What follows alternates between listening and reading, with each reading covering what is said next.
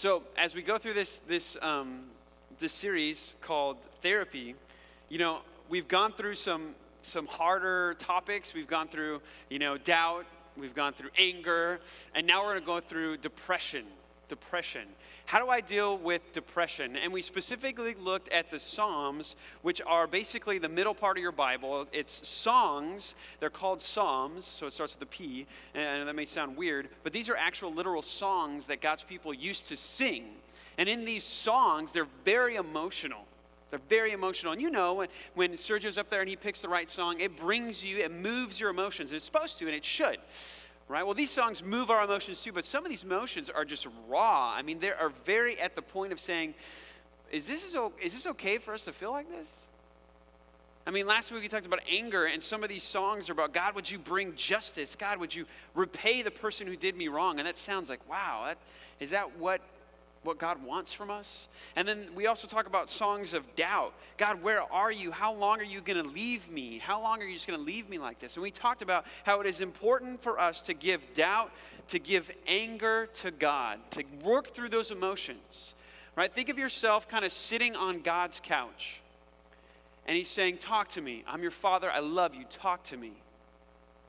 Again, we said in the very beginning of this series that prayer is more about invitation than it is information. It's more about inviting God to work in your life. But in order for you to invite him, you got to be real with him. You got to be genuine. And what we're going to talk about today is depression. Depression. And there are depressing psalms in the Bible. Depressing psalms in the Bible. And maybe you've been depressed before, and there's scales, of course, of depression. There's depression where maybe it just leaves you in a room for a moment. You're like, I just got to sort this thing out. I got to work this thing out. Or maybe it's you venting in a journal. Or maybe it's you've got to the point where you feel so enabled by the situation that you're in, or disabled by the situation that you're in, that you decide the only way out is to cut myself, all right? The only way out is to actually pursue to end my life. Right? Because depression and anger, the one we talked about last week, kind of at times go together. Because anger is you are upset at a situation that you have, but anger means control, right? When you get angry on the freeway, you feel a sense of control, so you lash out, right? You honk your horn, you flash your high beams, you brake check them. You feel like, I've got control, I can do this. Depression is like the other side emotionally, where the situation happens, but you don't feel like you can actively do anything. You've lost all control, so what you do is you just completely retreat. You kind of just like cocoon yourself and say, there's nothing I can do. I can't change my situation. And I know when I've dealt with depression, that's the worst part of it, is almost the inevitability of your situation. Like, you cannot do anything to change it. Right? Anger, you think you can change it. You're like, I'm going to yell, I'm going to scream, I'm going to be violent. Depression is like you giving up. Right? There's nothing to do. And they say that when people are depressed, I mean really, really, really depressed, and they get to that moment where their depression has led them to take their life, they say at that time, there's a sense of peace. And you know why that is? It's because they got control back. They've got control back. And I don't know if you've ever had a friend who's committed suicide or somebody who's attempted, but you know what I'm talking about. There's a time where they just start giving things away, where their situation just seems to change, their countenances change, and you're like, dude, this guy used to be down. Hey, that's why sometimes depression or suicide is so hard to find, is because right before it happens, people are like, dude, he was happy. Like, things were okay. It's because they've finally been able to take control again. Right? Their situation has just pushed them into this cocoon, and they're inactive, they're passive, and they're like, I can't do anything. It's inevitable. It's an insurmountable task before me. I can't break out of this. Oh, wait, I can just leave all this. Right? And they feel like, this is my remedy. Now I've found my cure. Now I'm in control again. And what we're talking about, last time we talked again about anger, we're talking about depression, that moment where you feel like this isn't going to work. Right? And what I'm going to tell you today is, I think you have to give those emotions to God before you get into that cocoon. before you just totally shelter yourself off and be completely passive in your situation. Now, the problem is the most common remedy that we have in dealing with depression, and you've seen this before, you probably heard this before, your grandparents have told you this before like a million times, right? But usually, and if you've ever been depressed, this is going to be totally insulting to you. So I know that, I'm just saying this. You've heard this before, right?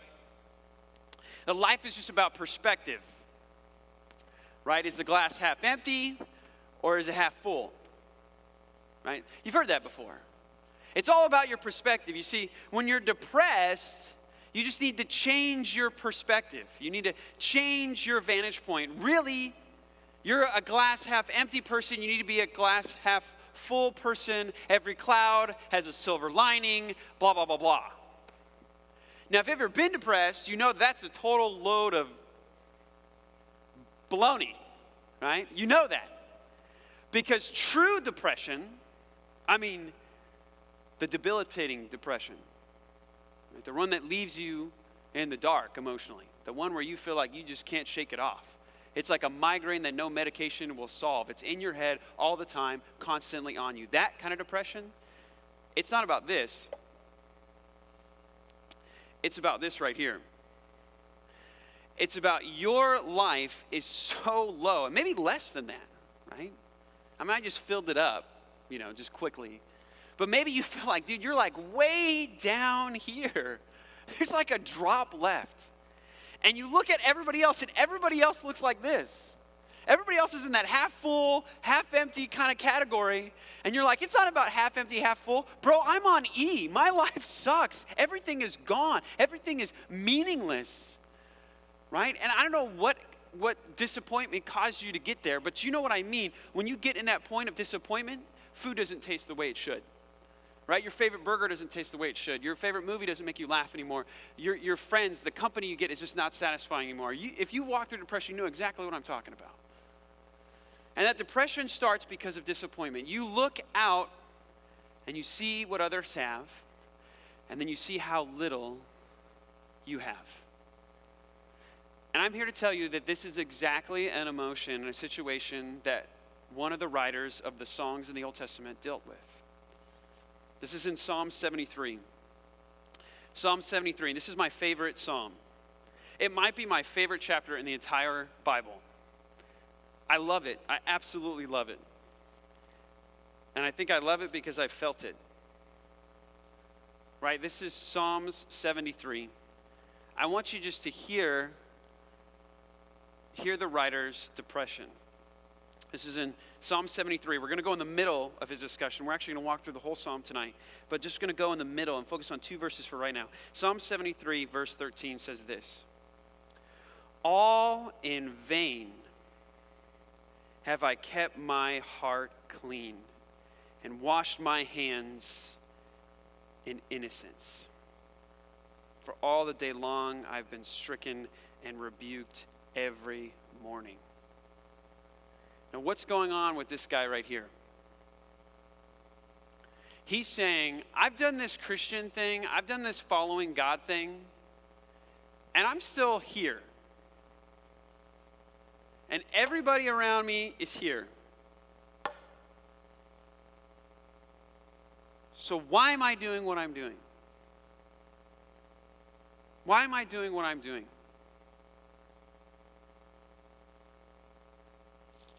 In the first two verses of Psalm 73, this is what he says. "Truly God is good to Israel, to those who are pure in heart." This is verse 1. "But as for me, my feet had almost stumbled. My steps had nearly slipped. For I was envious of the arrogant when I saw the prosperity of the wicked." He looked over here and said, look what these guys have. Then he looks at himself and says, look what I have. Look what I have. I have nothing. I'm on empty. And I'm following God, and yet I'm over here and not over here. And that depression that he finds himself in verse 13 is because he is utterly disappointed from verses 1 through 12. He looks out and he sees this, and he realizes this is what he has.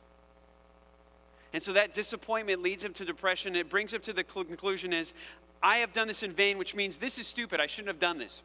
This is not working. This isn't worth it. Right? God, I don't know what's going on, but doing this religious thing just isn't working. Following you isn't working. It's not satisfying. I'm still on empty.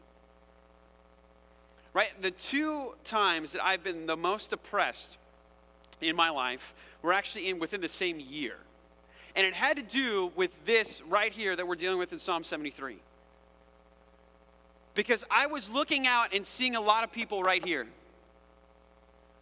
And then I was looking at my life and I saw this. Now, a lot of you know, when I was in Louisville, we've talked about this before. You know, I had a lot of people in my family pass away. My grandpa, my grandma, my stepfather passed away. And it was just, man, it was quick, it was fast, and it was, wow, what happened?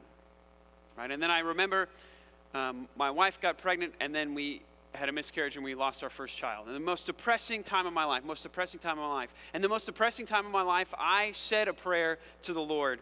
And in my prayer, I sounded a lot like Psalm 73. In my prayer, I found myself in my buddy's living room, weeping, crying. I was a mess. And I remember grabbing my wife's stomach, and I remember praying, God, I believe you're the God who raised the dead. I believe that you rose Lazarus from the dead. I believe that you rose Jesus Christ from the dead. I believe one day you will rise me from the dead. And I know the doctors are telling me that there's only death in this womb, but I believe that you can do something, so do it. And I remember thinking about all the people I knew that got married out of wedlock, maybe 17, one night stand, got drunk, and they've got kids. Maybe they got 3 or 4 of them.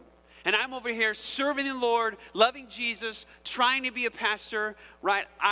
My wife and I, we saved ourselves for marriage, right? We're trying to have our first kid.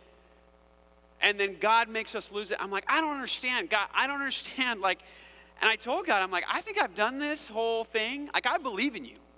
I want to make that clear. I believe in you. I never lost doubt that God existed. I never lost doubt that Jesus Christ rose from the dead. But I did lose doubt that following him was worth it. Right? I had that idea in my head, look, this is you're just disappointing to follow. Now that sounds really strong, but that's exactly what the writer of this psalm is saying. It is disappointing following you. And that's where depression starts, is disappointment. Well, that same year, right, God got me through that. That same year, my wife is now 7 months pregnant. So praise God, that's awesome. And my wife and I, we're about to graduate. We're about to go through seminary and we're get my master's degree. Very excited. And we've got this church of 60 people. My buddy in California, he has got all these people. They're in this Bible study and they're going to plant a church. And so he's been working with all these other churches, and all these churches have gotten together. And we've got this finance guy who's got all this other stuff. And so we're going to plant a church, me and him. Right out of seminary, 25 years old. Both him and I are 25. We're very excited. We're very thrilled. All right, God, this is great. This is good. Where we were a year and a half ago, man, this is worth it to follow you now. This is not disappointing. Okay, you brought me through that valley. This is great. This is awesome. And then I get a call from my buddy 2 months before graduation. Again, my wife is hugely pregnant. The day before, I'm looking at houses in the area that we were supposed to plant this church in. And my buddy's like, hey, man, dude, you've heard of the housing market crashing in California? I'm like, yeah. He's like, well, you're not going to believe this. The church that was funding us, the big church, thousands of people went to this church, and they had thousands of dollars set aside just for this church plant. He said, they called us and said, look, they got to pay their staff. They can't use these funds anymore. And because they left, now all the other 30 some or whatever, I don't know what the number was, but all these other churches have left. And I'm like, dude, I'm about to walk. I'm about to graduate. Yo, I need a job. I got a wife and a kid coming. This was the plan. And I remember sitting with my wife on the couch and both of us being totally bewildered. Wait a second. We're doing this for God, and he just totally pulled the rug out from us. We're not in sin. And so we just sat there and said, okay, are we hiding anything? Are we missing anything? And I found myself back in that same spot. God, it is disappointing to follow you. I've done this in vain. Here I am, dude, back at the same spot. When everybody over here, they don't even love you. And they've got homes, they've got cars, they provide for their family, good education, all that stuff. And I'm over here. I'm serving you. And I'm loving you, and I feel empty. Just a couple weeks ago, actually I think a week and a half ago, a volunteer of mine, I just got back from this last night. Volunteer buddy of mine, we're in life group on Tuesday, so hanging out with my life group guys, and it's cool. I get a text, and somebody tells me, hey, Jay's in the hospital. I'm like, Jay's in the hospital. Jay's a student ministry volunteer that God got a hold of in his 30s, and dude, this guy, like, oh man, Jay, wow. This guy, junior hires loved this guy. They thought he was the coolest guy on the planet. Jay had so much energy. He was so athletic. The guy was in like super good shape. He had like a 40-some-odd-inch vertical. Like, the dude was this amazing specimen to have in student ministry. And kids loved him, gravitated to him. He was such an awesome small group leader. And then God just, in his 30s, God's like, yo, Jay, you need to do ministry. And Jay, I remember Jay being like, hey, I'm called to be a pastor. I'm like, this is great. I love this. I love when God calls people in their 30s. I just love when he does that. And they just give up their career and they're like, oh, they're going for it. So Jay just started going for it. And he became an intern this last summer. So Jay's playing softball. He's playing softball, I think it was on Monday. Church softball. It's my old church. It was a big church, and so it was their team versus their team. And somebody hits this ball in the center field, bam. And Jay, I'm telling you, he's athletic. He's like a 40-something inch vertical, and this guy's athletic. And so Jay's playing pretty much all the outfield. Nobody else caught the ball but Jay, no matter where you hit it. So Jay runs, dives, make this like crazy catch, catches himself to make the throw out, I believe at home plate, and he chucks this ball, and around he throws the ball, bam, just on the ground. And everybody thought like, hey, that's common because Jay, he just worked so hard and he just got tired. And what a play, right? Jay's probably running like a 4.40 to get the ball and then throws it like he's Yasiel Puig, to home plate. And I think he got the out. But it turns out, and a lot of us didn't know this, is Jay had a really bad heart. And Jay had a heart attack right at that moment. He's got a wife. He's got a 3- and 5-year-old. His kids are the same age as my kids. His kids used to go to the same nursery, the same child care. They used to play with my kids. Right? Jay has a heart attack. Then he goes into the hospital. Things get worse and worse and worse. And Jay passes away. Went to the funeral on Friday. Came back last night. And I remember I'm sitting there. This is now. Right?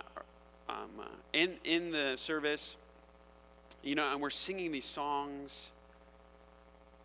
Jay's in the casket right there, and they do this it's like procession thing, which I wasn't used to. I don't know. I just wasn't used to it. I've been to a lot of funerals. I just wasn't used to it. And so the family kind of walks out, everybody, but the most immediate family walks first. And I see his 3- and 5-year-old walk. And dude, you know what thought came right into my head again? Man, it is disappointing to follow you.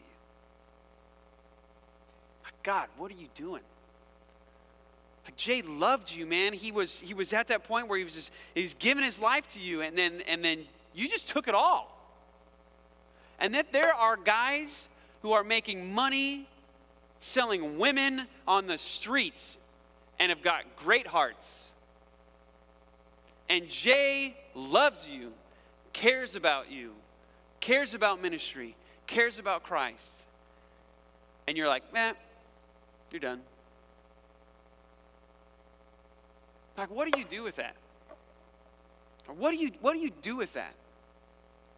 And my challenge to you tonight is do not buy this idea of it's about perspective.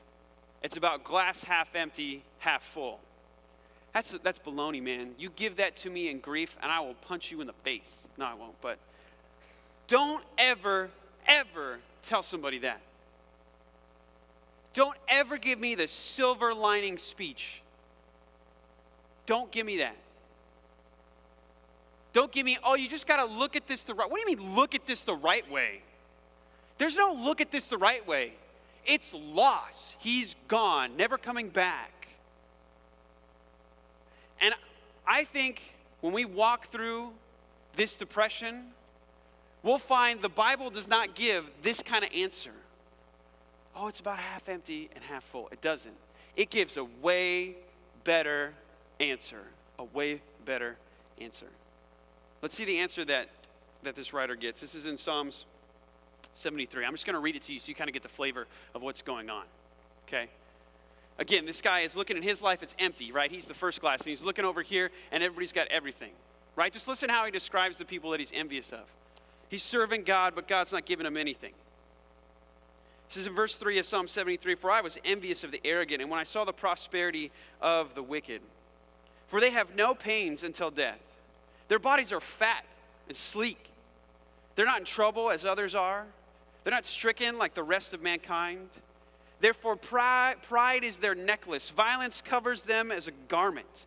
Their eyes swell out through fatness. Their hearts overflow with follies." They've got so much, their bodies are just swelling. Right? They just got so much. And pride is their necklace. They just walk around arrogant. Violence is their garment. They take what they want, when they want, from whoever they want. They just run amok. They scoff and they speak with malice. Lofty, they threaten oppression. They set their mouths, this is even further, right? Check out verse 9. They set their mouths against heaven and their tongue struts through the earth. I love the picture of that. Like they just talking about running their mouth. This is where that phrase comes from, right? Running your mouth. You strut your tongue, man.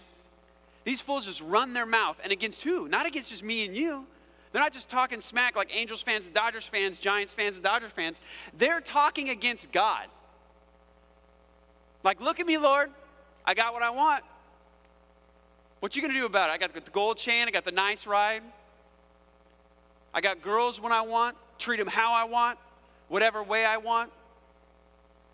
That's what they say to heaven. Look what they say in verse 11. And they say, "How can God know? Is there knowledge in the Most High?" They're like, "God, come get us. Like, you don't know what we're doing." That's how much their arrogance is. And yet they still prosper. Right? They're still living like this. Talking like that to him. Verse 12. "Behold, these are the wicked, always at ease. They increase in their riches." And then this is when he comes to his depressing conclusion. He's disappointed at his life. He sees the life of others. He doesn't have what he wants.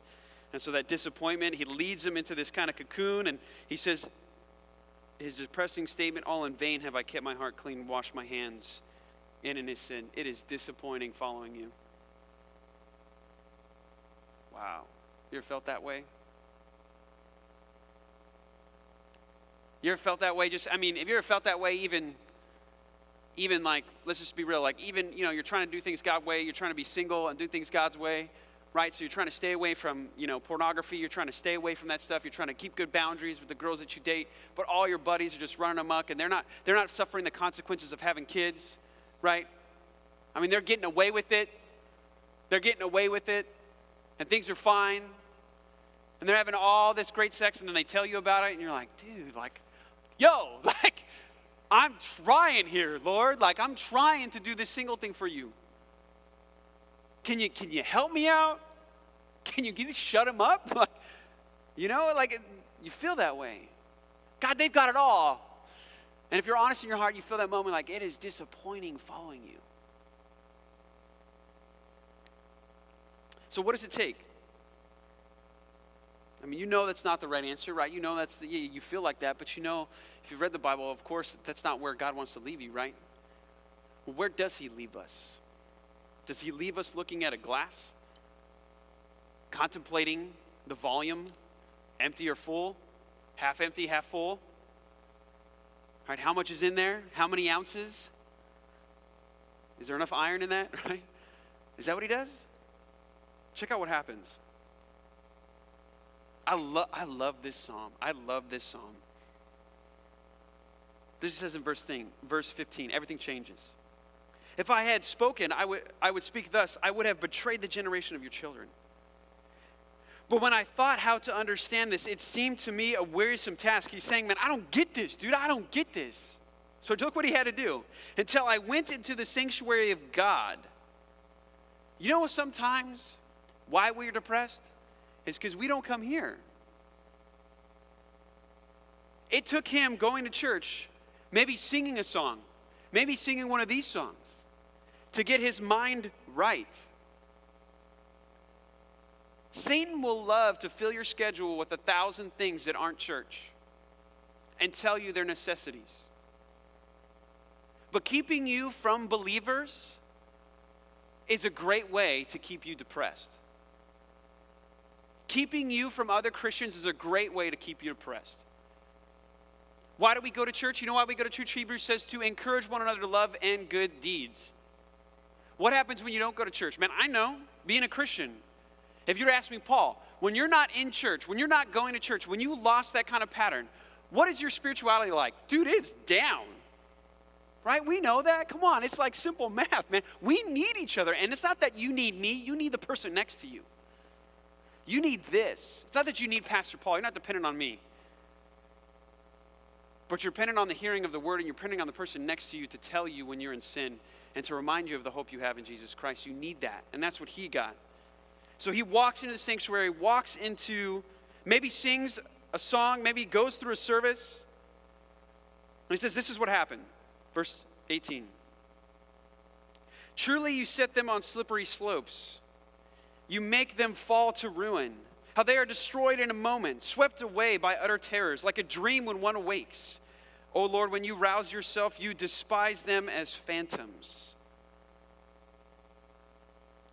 What is he saying? I get it now, Lord. I keep looking over here at these people who've got what I want, and then I realize what their end will be. I'm envious of the wicked, but I forget what their day will be in the end. And they may be full now, but they will be poured out later.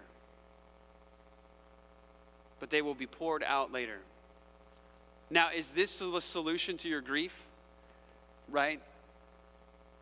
You look at these guys running amok, right? Sleeping around with girls. You're trying to be single. You're trying to do your thing. You're trying to live pure and all that stuff. And you see them sleeping around. And you're like, okay, Lord, where's it at? And God's like, hey, by the way, they're going to be judged in the end. Oh, is that supposed to make you feel better? I mean, I guess I'm glad that that's not going to be where I'm at. But what about now? What about right now? Well, he solves that problem too. This is what he says. And when my soul was embittered and when I was pricked in the heart, I was brutish and ignorant. I was like a beast towards you. He's saying, I didn't think correctly. And he switched his mind. This is what his mind said. Nevertheless, I am continually with you. You hold my right hand. You guide me with your counsel. And afterward, you will receive me to glory. Who have I in heaven but you? And there's nothing on earth that I desire besides you. My flesh and my heart may fail, but God is the strength of my heart and my portion forever. For behold, those who are far from you shall perish. You put an end to everyone who is unfaithful to you. But for me, it is good to be near God. And I have made the Lord my refuge, that I might tell of your works. That verse 25, who have I in heaven but you? There's nothing on earth that I desire besides you. See, this is the difference with the writer here. Is he's staring at that glass. And he's seeing how much they have. And he's disappointed. It leads him to a point of depression. He says, God, I want that. God, I want what they have. God, I want the influence. I want the prosperity. I want the comfort. I want the ease. I want those things. But then he realizes, you know what's wrong with me? Me, my heart, my want is wrong. Right? This is wrong. He says, I'm a brute. I'm ignorant inside. And there's what he say. Then I realize what wanting this leads to. What wanting this leads to is destruction and punishment. What just building up for ourselves riches in the present will lead to poverty in the future. Focusing on the now will lead us to beg in the end before God, saying, Lord, we knew you. And he looks at him and he says, I never knew you. So he sees rightly, wanting this will lead to ruin. But then God says, here's the problem you're looking at right here. You're thinking glass half empty, glass half full. You're looking at the glass. That's your problem. What you need to look at is me. What you need to stop focusing on is this. You need to look at me. Because Christ is never half full. Christ is never half full. Yes, your situation will be half full. Your situation may be utterly empty and you have nothing left. But if you sit and stare at the problem like the world does, and says, okay, it's about hoping enough, looking enough, praying enough, positive thinking enough, thinking the silver lining, changing my perspective, it's half full, telling yourself that as it runs into empty, you're only going to run into depression. What you have to do is stop looking at the glasses and start looking at Christ. Because he just says, the nearness of God is my good. If I ask myself the question, do I have God? If the answer is yes, then I am satisfied. I'm satisfied. Even though I look at somebody who has lost their father, they're 3 and they're 5. Somebody who has lost their husband at 33. A couple who loses a church plant. A couple who loses a child. Even in that moment where life is this, Christ is never this. Christ is never half full, and Christ is never empty.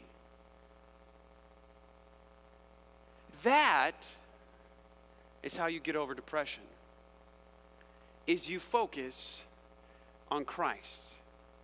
Let me show you, this is from one passage and then we're done. In Philippians 4, we quote this passage all the time. Oh my goodness, all the time. It's probably one of the most misquoted passages in probably all the Bible. This is Philippians chapter 4. I can do all things through Christ who strengthens me. We put it on shirts that have like gym things and we're like pumping iron, like I can do all things Christ who strengthens me. Ugh! Right? That's what we do, right? Get swole, and then we like, I can do all things. No, you think I'm benching any more than like, well, let's not even pretend with that, okay? That's just going to be insulting, right? You think I quote that verse enough? I'm going to lift those plates? No, they're going to crush me. I'm going to die, right? And then I'm going to see the Lord. But look at what Paul is talking about. And just think about that glass half empty, half full. Just think about that logic. Let's see if Paul accepts that, the writer of this book in Philippians. Right, I'm going to start in verse 10. It'll catch up here, I think, on verse maybe 12. I rejoice in the Lord greatly, that now at length you have received your concern for me. For you were indeed concerned for me, but you had no opportunity. Not that I am speaking of being in need, for I have learned in whatever situation I am to be content. I know how to be brought low. I know how to have plenty. I know how to abound. And in any and every circumstance, I have learned the secret of facing plenty and hunger, abundance and need. I can do all things through him who strengthens me. Do you see that? Now, if you're here and you don't yet know Christ, I'm selling you something you probably in no way believe in. I'm serious. Because I am telling you right now, the hope that's in this book right here, the hope of the gospel that says the fullness of God is all you need, just to be near him, to have a right relationship with him. That is all you need. I am telling you right now that if I was driving in my minivan on the freeway and somebody swerves off and smashes my car in the divider, and my wife flies through that windshield, lands on the floor, dead, that God is enough right then. That God is enough right then. That's what I'm telling you. That's what I'm saying is right here in this book. That's what I'm saying is in your relationship in Jesus Christ. That there is never a situation in which you would retreat and say, the situation is just insurmountable. I can't overcome it. It's a mountain. It's too ominous. It stands too tall. It's just too dark. It's like the wave crashing over me. I can see its peak and there's no way of getting out. I am telling you, you could stare down a tidal wave of depression and say, hey man, all I have is Christ. And that is all I need. And if you're not yet a follower of Christ, I bet you think I'm totally lying. And I'm telling you right now, you will until you follow him. You won't know what I'm talking about until you follow him. And maybe you're a Christian, or you believe that you're a Christian, and you have found yourself in those dark places. You found yourself in those depressing, disappointing places. You found yourself in these places. And you realize your faith is just shallow, and it has not put you on the rock. And the storms of life had hit, and you have just fallen. My friend, you may not have the faith you think you have. I don't know what you're trusting in. But the Christ that's presented here is an anchor. He is a rock, and he stands every test, every storm. I'm not saying that you won't get weak at times and your knees may quiver, but you will never fall down and be out. Because Christ is enough. He's never half full.